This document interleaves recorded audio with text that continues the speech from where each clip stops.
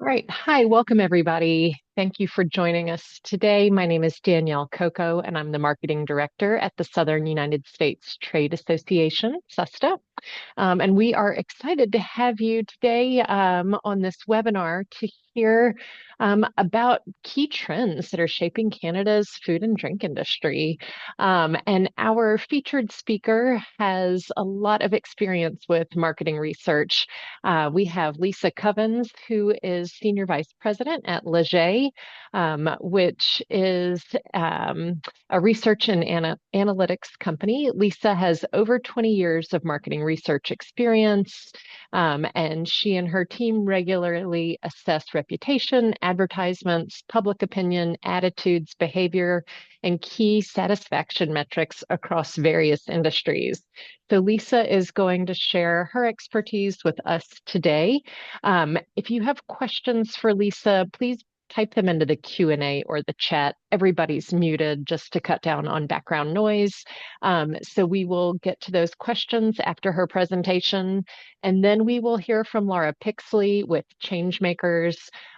They are SUSTA's consultants based in Canada, and she is going to share some exciting information about events that we have coming up next year, focusing on the Canadian market. So Lisa, I'm going to turn it over to you. Great. Thank you so much. I'm just going to share my screen here. You can see it okay? Yes, there it is. Great. So thank you so much. Um, as mentioned, my name is Lisa Covens. I've actually been at Leger for almost 23 years now. And I was somewhere for a couple years before that, but I've been working at Leger for a long time, and we were a much smaller company when I first joined, but we are one of North America's fastest growing market research companies. We also exist in the US, not as much of a presence in the US as we have in Canada. We just have some home office people in the US, no actual brick and mortars, but we do operate there as well. We do have over 300 employees conducting most of our research online, as is the trend everywhere, especially in the US. I think the US was the first to move to online surveys beginning of my career, and we followed along right after. We have a large online panel of Canadians. We also have a panel of Americans as well, which is growing. But we are primarily a Canadian company, so most of our work is done here in Canada. So how can you tell the work we're doing is reliable, can be trusted? Really, our election polling is the way to really assess the rest of our research, whether or not the results we're giving you are accurate. So we are the most accurate polling firm in Canada. We did just have an election this year, which is great because we were really waiting to update this slide, because up until earlier this year, it was our last federal election was 2021. So in terms of showing our accuracy, the slide was starting to look a little tired for a couple of reasons. We needed a new election, but that being one of them from my perspective. We do work in this space quite a bit, especially through the market access program. We work with Florida tomatoes, California cherries, the USDA. We also work a lot in our own country with the associations up here, like Canadian Beef, Chicken Farmers of Canada, Turkey Farmers of Canada, Plant-Based Foods of Canada, a number of different organizations that your team, I'm sure, represents. So that just gives you a little idea of the type of work we do. So for today, I'm going to go through sort of a mishmash of some research that Leger's done over the past year. As a firm, we obviously work with our clients to do market research all year long, but we also do research just for our own curiosity, for our own PR or communications. And we do also run several syndicated studies that look at the different markets like newcomers. It's a big market in Canada. A lot of our clients we're preoccupied with the opinions of newcomers, as it is a growing population in Canada. So we run a newcomer study.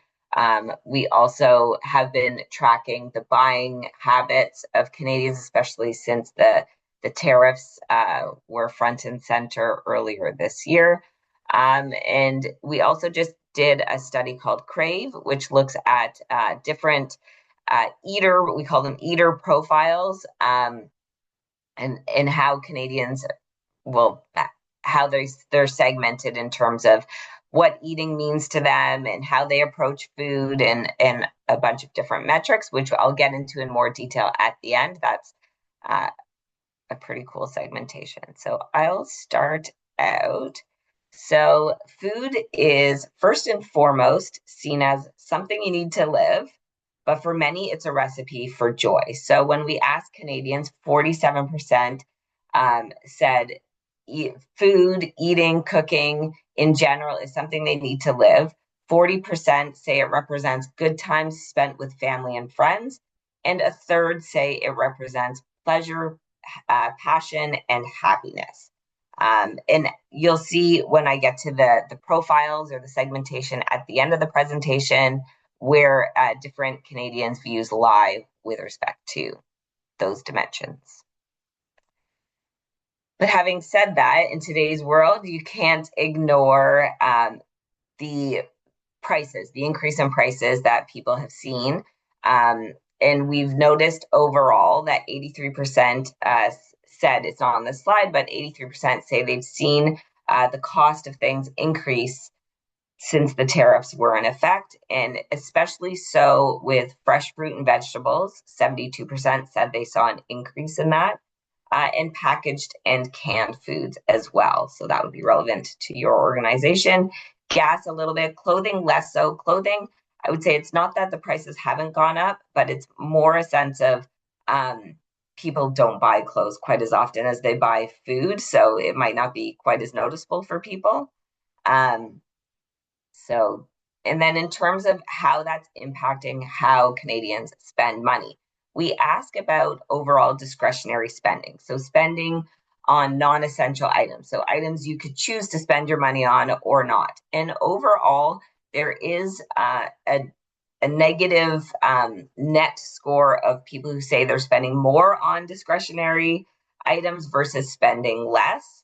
But when we dug deeper and looked at different elements within that, dining out went down even further. So the net difference between people spending more on dining out and people spending less on dining out is a negative 20 points. So that's one thing that people sort of cut from their budget almost immediately when prices started to go up.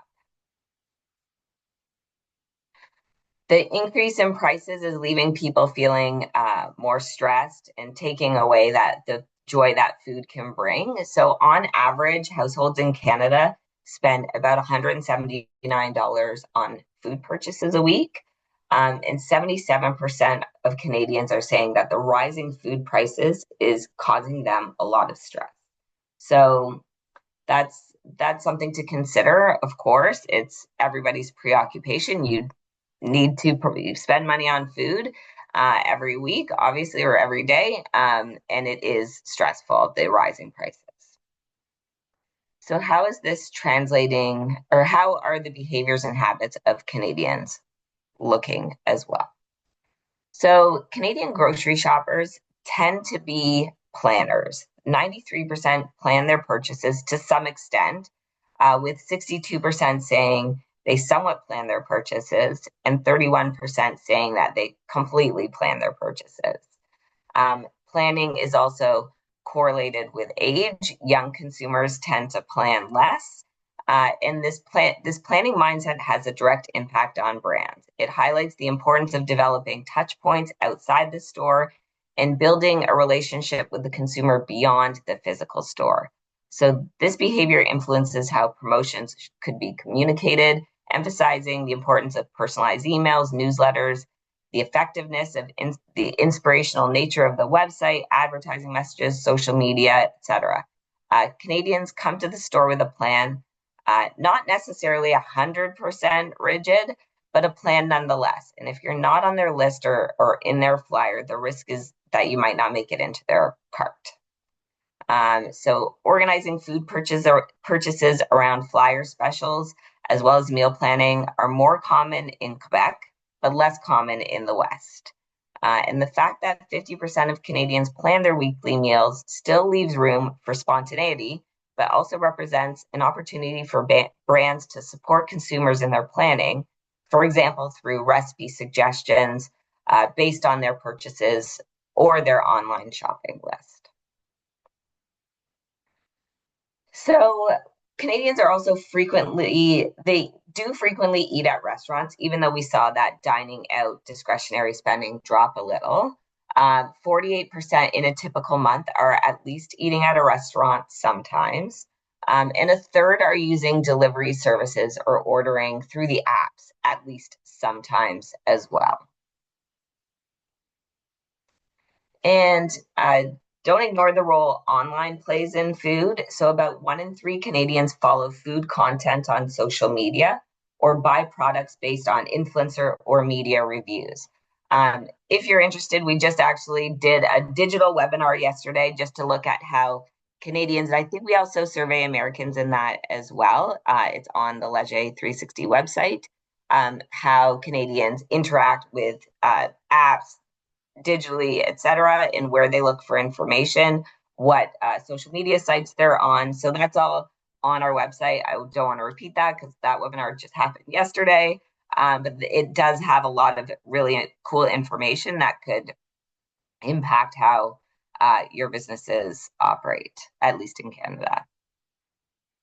And now for the buying local or Canadian. And I know we're on with SUSTA here, but just so you know where Canadians are at in light of the tariffs and trade this past year. So with the tariffs, people have the urge to support and buy Canadian. So we are seeing an increase in purchase of Canadian products. We're seeing a decrease in canceling and not traveling to the US. And this one really gets me. There are a lot of people, 15%, but to me that's a lot, who have canceled US streaming services like Netflix and Disney and Prime. I can't imagine doing that, but there are people who say they've done it already. And among the respondents who had a trip planned to the US, 37% say they did cancel it already. And this is all in light of the tariffs. And Canadians are also looking for alternatives to US options. So they're saying they're decreasing American products bought in stores, American products bought online, products from Amazon, products from American fast food chains like McDonald's and Starbucks, and then also products from American retail chains. But it's not all bad news. We do see 51% are willing to pay more for food that comes from their region. But here's the big but. The sentiment's not shared by all, but we're now at the point where a quarter of Canadians are saying they're getting tired of hearing about buying local. So we're seeing some fatigue with that buy Canadian, buy local, buy constantly. So I do think and we have noticed, we were tracking the trends with tariffs and Canadian buying behaviors. We were tracking it monthly, but we've kind of gone away from that because we've noticed it softening a little bit and the story's just not really going anywhere lately, and it's kind of petered off a little bit. So we've stopped a little bit of looking at those questions weekly. Still there, the Canadians are still saying they're wanting to buy local, buy Canadian. But yeah, like I said, people are also getting a little bit sick of it. So now I'm going to move on to alcohol consumption and alcohol trends in Canada. And what I've seen is I think our results pretty much mirror those of the US. From research I've noticed go out from our American office. But the relationship with alcohol is kind of changing lately. Nearly half of Canadians describe an occasional and mindful relationship with alcohol, if at all. So 49% say they drink rarely and mindfully. Nearly a quarter say they're sober or abstain completely from alcohol. 14% say they drink, but they're trying to cut back. 13% say they drink regularly and don't really think much of it.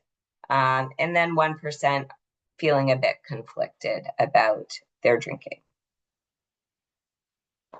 What influences drinking habits? Price and inflation. So could be just generally things are changing lately, but certainly the price of things is affecting 1 in 5 Canadians in terms of their drinking habits. Friends or family are also impacting their drinking habits or influencing. This is slightly higher among the age 18 to 34, where we're seeing a bit of differences in terms of their relationship with alcohol compared to when I was in that age category, which is now feeling like a long time ago. 13% say health professionals or public guidelines are impacting their drinking habits. And then we see social media, retail access and availability, and some alcohol advertising or branding affecting their choices. So we've seen that 65% say that they are drinking less than they used to. So that's quite a big impact on that market. 40% say they've deliberately avoided alcohol, either very often or sometimes within the past 30 days. Again, within the past 30 days, 23% say they've replaced alcohol with a non-alcoholic version of whatever they were drinking. 25% thought about cutting back on alcohol, maybe didn't do it, but at least thought about it. And then 11% felt pressure to drink in a social setting. So that's flipping a little bit. We might have seen that pressure to drink a little bit higher back 20 years ago, especially among the younger crowd, but we're not seeing that pressure to drink as much anymore. And then in terms of main reasons for refraining from or reducing drinking alcohol, they're just not interested in it for 4 and 10. A third want to improve their health and fitness. It's too expensive. So again, that's a pretty pervasive reason for a lot of choices Canadians are making. 28% said that. Mental health and wellness said by 16%. Similarly, same amount says alcohol makes me feel worse the next day. I'm surprised only 16% say that. I thought everyone felt worse the next day. 10% say they're reducing or refraining just to be more present and productive. And then we have the 7% who prefer cannabis or other alternatives. Religion and culture, 4%. We're going to talk a bit about newcomers and the differences that we see from that group. And culture does play into a lot of decisions with that group as well. In terms of the social consumption of alcohol, again, 70% agree that alcohol is becoming less socially important. So certainly differences from what we would have seen 20 years ago. Agreement is even higher among the 55 plus crowd, even higher among women, and even higher among non-parents of kids. So people without kids in the household. So now moving on to my next section, which is newcomers in food. So in Canada, it is projected that 30% of our population will be people who have come or people who are not born in Canada, I think as of a couple of years from now. So we found at Leger that a lot of our clients were asking us for that newcomer perspective, especially in the main industries like banking, telco, because that's a really open market for them to get behind. So we run these syndicated studies a couple times a year with newcomers to Canada, either past 5 years or past 10 years. And the one we did, our last iteration, we're about to do a third iteration, but our last iteration looked at grocery shopping, beauty care shopping. So I'm going to go into a bit of the results from that. But we do talk to a couple thousand newcomers in Canada for this study. So what we found was that 61% say their cultural background influenced their grocery purchasing decisions. So that's quite a lot. That's 6 in 10 saying that when they're going grocery shopping and making choices down the aisles, it is their cultural background that is impacting that. Visible minorities is even higher. South Asian newcomers are even more likely to say it impacts their decision. And when choosing a grocery retailer, what factors are most important to you? Price is king. We see that amongst all Canadians, doesn't matter what group we're talking to, but price is really important. And along with price, discounts and promotions, of course, are tied together. Location, also important for newcomers, but product quality, product variety, and I'm going to get more into the variety in a few minutes, is also really important. We do also see loyalty programs and rewards as being important. I think it is, I'm not sure if those in the US are aware, but Canada is the most loyal country. At least we have been claiming that for a while. Canadians subscribe to more loyalty programs than I think any other nation. So we we see that when newcomers come to Canada, they get right on board with getting into all of the loyalty programs that are offered here. Products from their country of origin are also factors that they look for in a grocery retailer for a quarter of newcomers. So that is pretty important. And how thinking about grocery stores, what can they do to attract new Canadians? Again, the loyalty programs, number one. But number two, neck and neck, basically no difference, is offering multicultural products. So that is super important that they have products that meet their needs when they're shopping.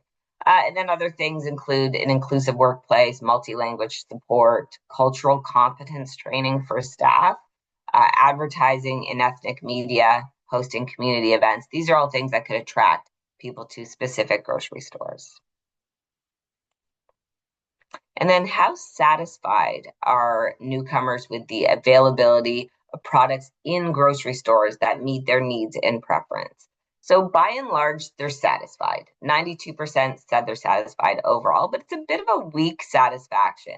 Only 32% say they're very satisfied, where 60% are somewhat satisfied. So there's work that could be done to get newcomers in Canada to feel very satisfied with what's available at their grocery retailer.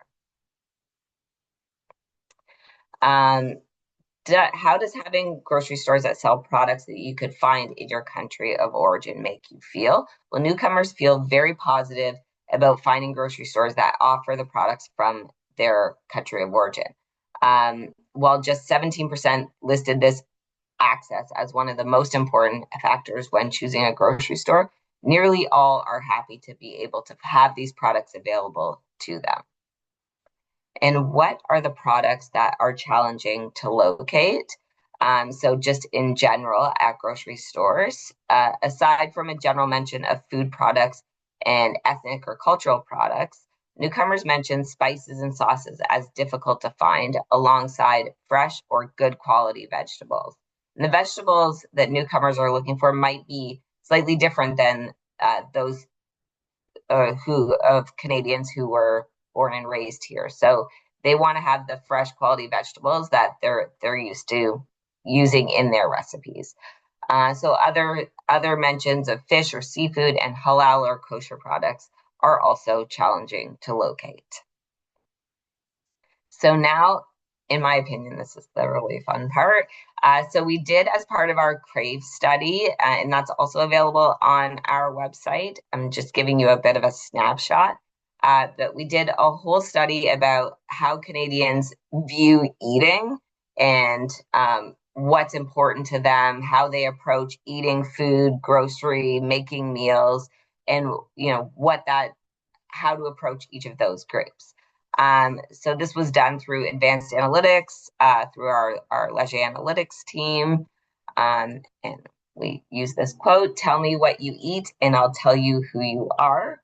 So this is from a French gastronome and writer Jean-Anthem Brouat-Severin. I should have pronounced that before right this moment. But I think it's such a cool quote because it is true. Like the way people eat, the way people approach food is very different in how they operate.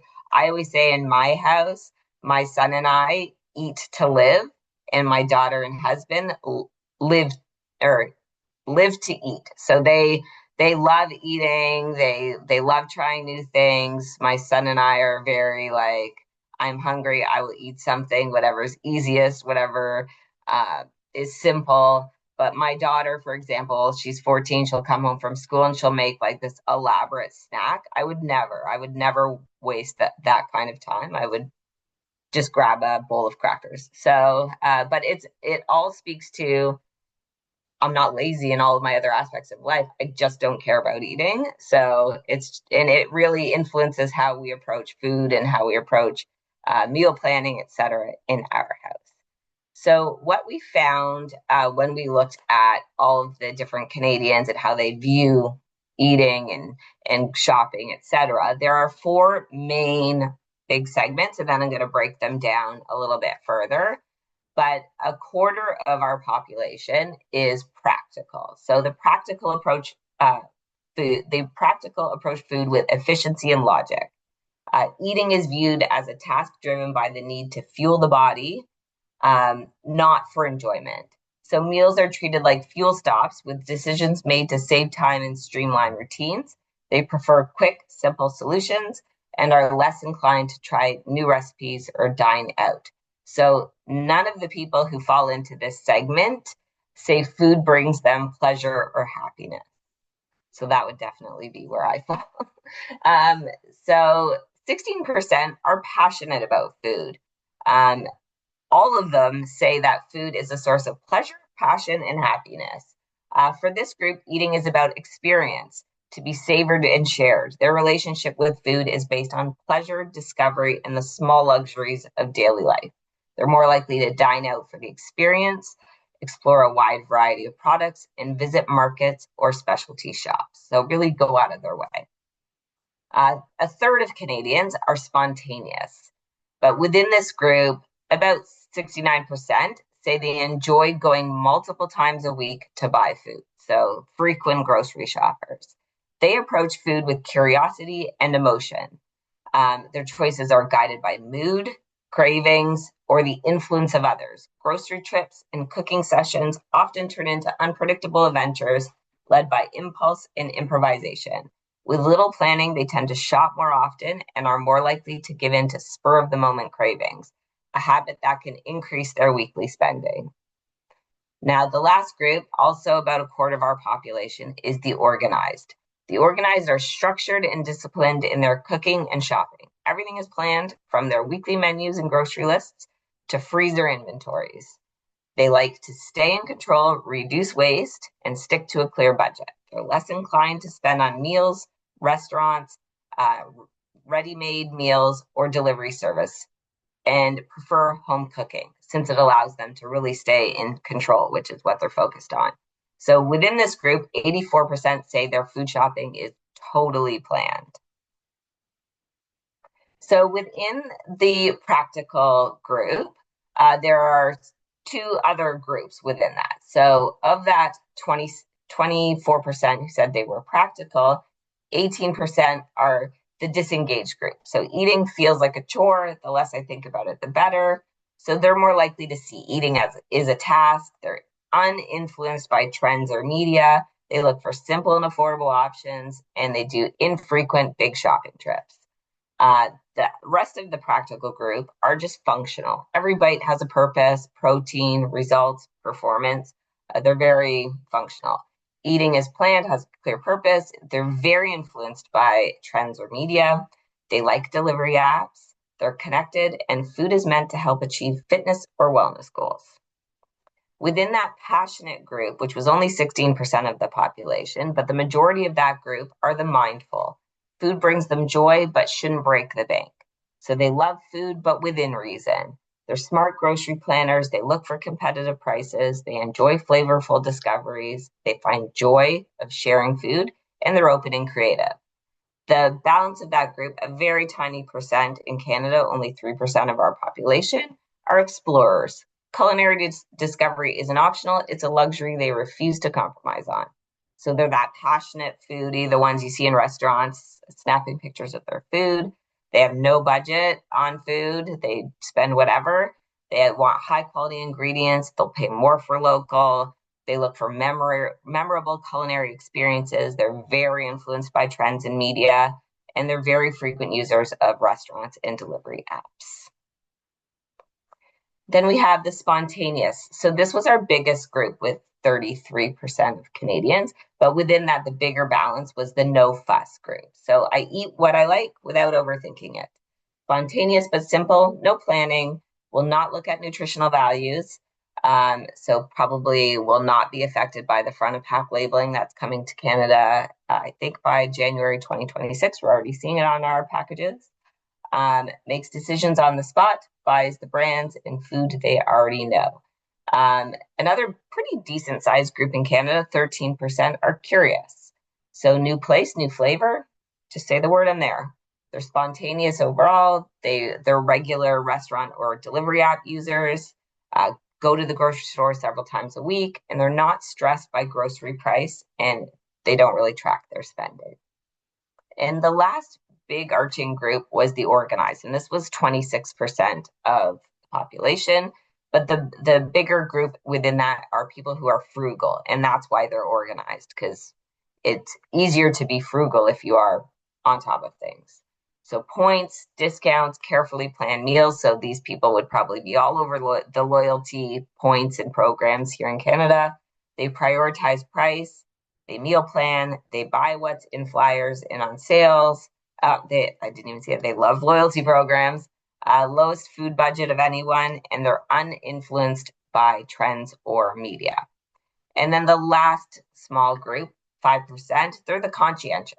They're a rational shopper, but they're influenced by their values.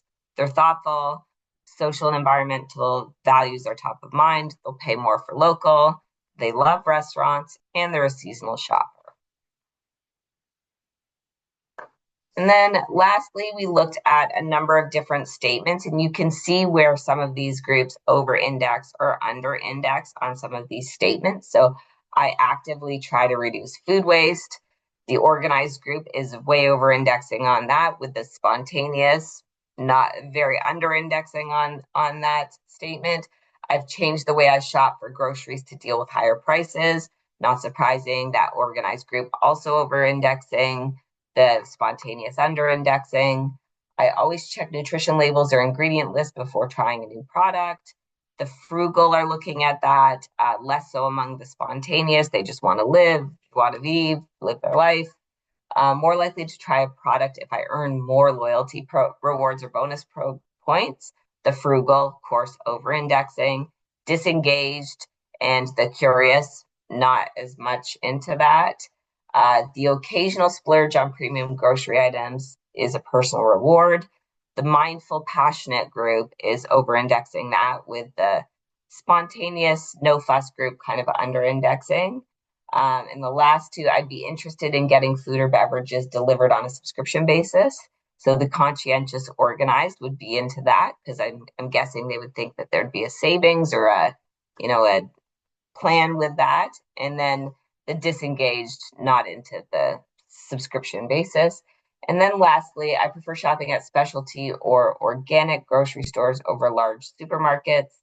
The functional and the conscientious would be into that, whereas the explorer passionate group and the disengaged group, not so into that.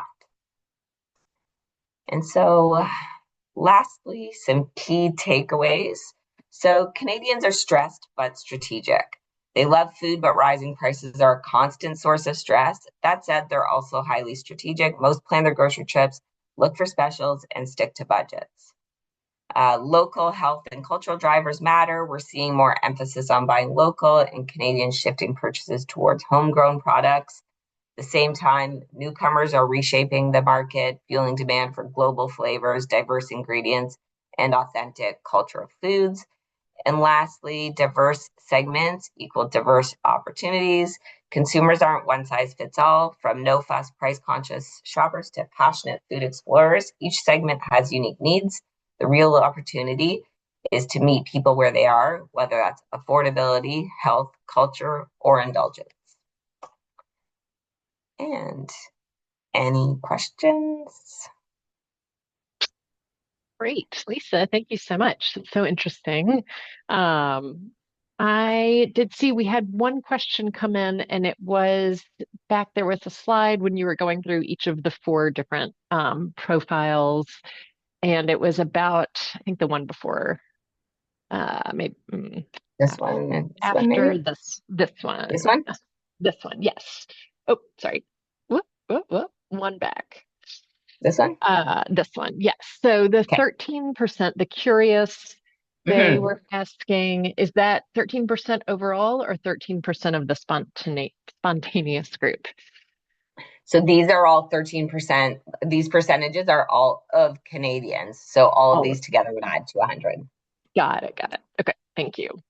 And then another question came in. What are the current popular flavor profiles that Canadians like right now?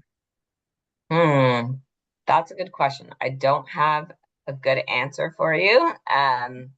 We haven't delved into like specific flavor profiles within that. So sorry, I don't have the Yeah, answer. that's okay. I have a question. So obviously you all are sampling Canadians, and that is naturally where all of this data is coming from. But do you know how this compares broadly to other cultures? Like compared to Americans, are Canadians more practical and more, of a planning type, or is that not in the research? So I don't believe it's a good question if our Crave study did, if we looked at US. I think this is Canadian only, but I can get back to you on that if the Crave study did also look at Americans. We do sometimes sample American consumers as well. We do find that what's interesting is when we're doing studies in the US, the sample size is usually 1,000, and that's common for all research in the US. But in Canada, we usually survey 1,500 Canadians, I think, because there's more, we want bigger samples within our provinces, and especially with the dual language, it's sort of a need here in Canada. But we might have also done Crave in the US. A lot of our studies, our Trump tariff tracker that is also on our website, is we also look at American perspectives, and we do see that they were also seeing rising prices, that this was also the tariffs Yeah, were also affecting American consumers, of course, in sure. similar ways. Okay.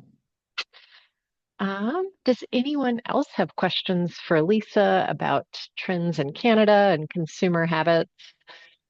I'm not seeing anything else come in, but we are going to hear from Laura Pixley. So, Lisa, if you'll stay on, because maybe more Sure. questions will be coming in. Hello, Laura. Hello, thank you. And thank you, Lisa. That was very captivating. I Yeah. learned a lot. Yeah.